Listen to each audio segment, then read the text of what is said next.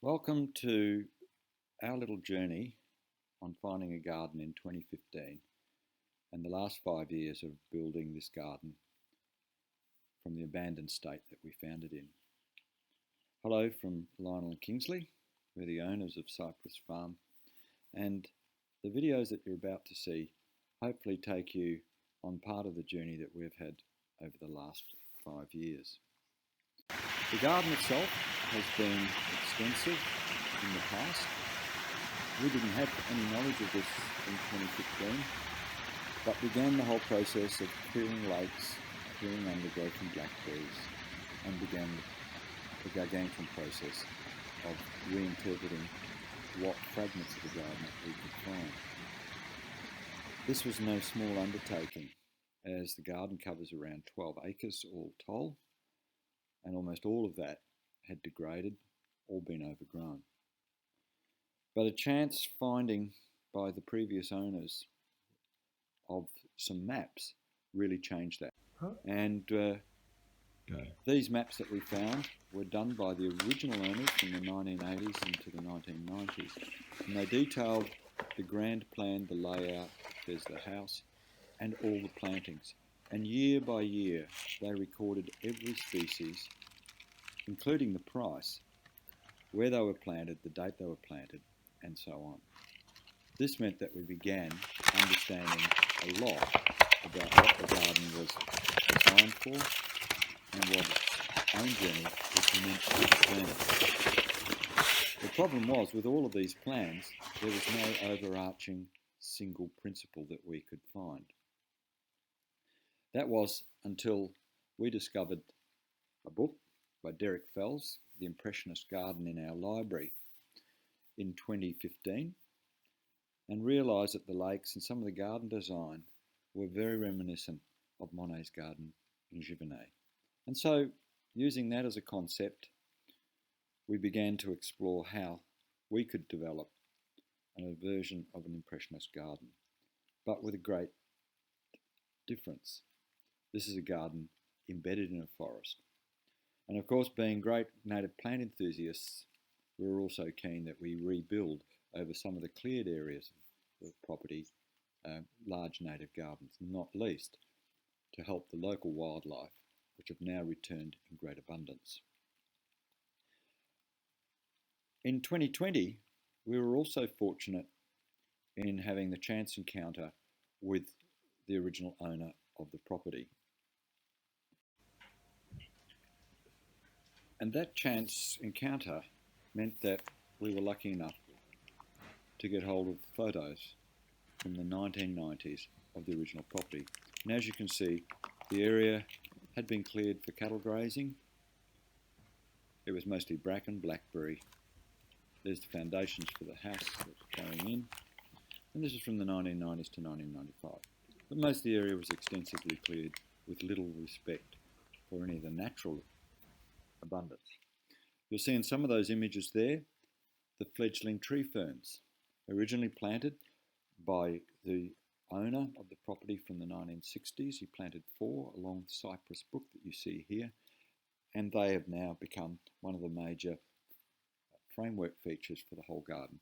We estimate there's probably several thousand of these tree ferns along the 3 kilometres of brook that runs through the overall 160 acres of the property.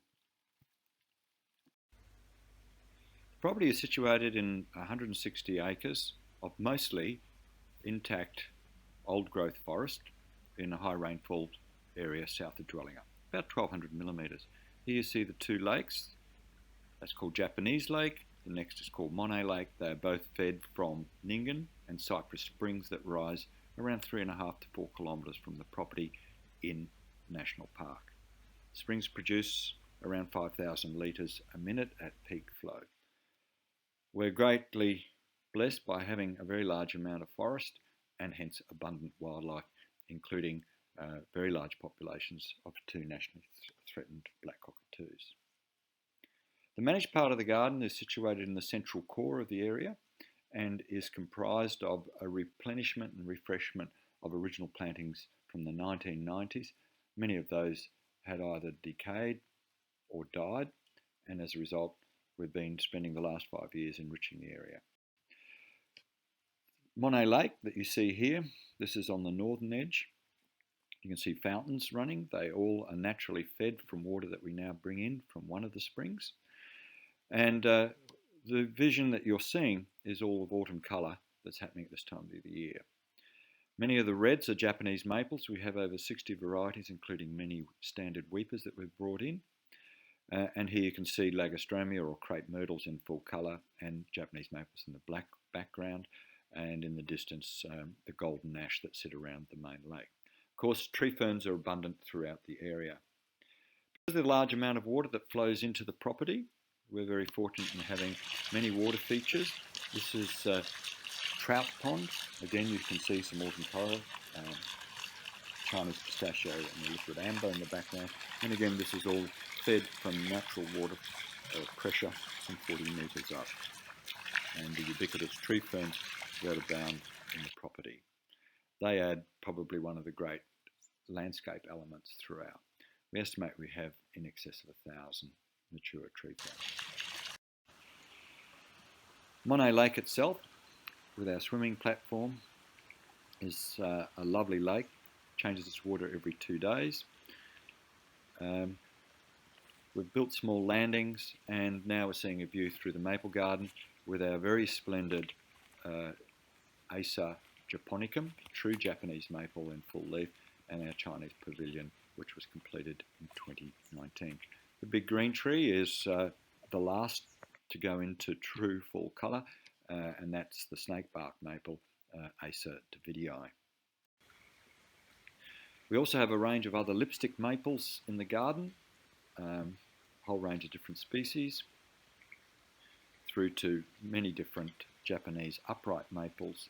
And this is a view over Monet Lake with Monet Bridge in the background, which is an exact copy on a slightly steeper angle than the one in Gibbonet.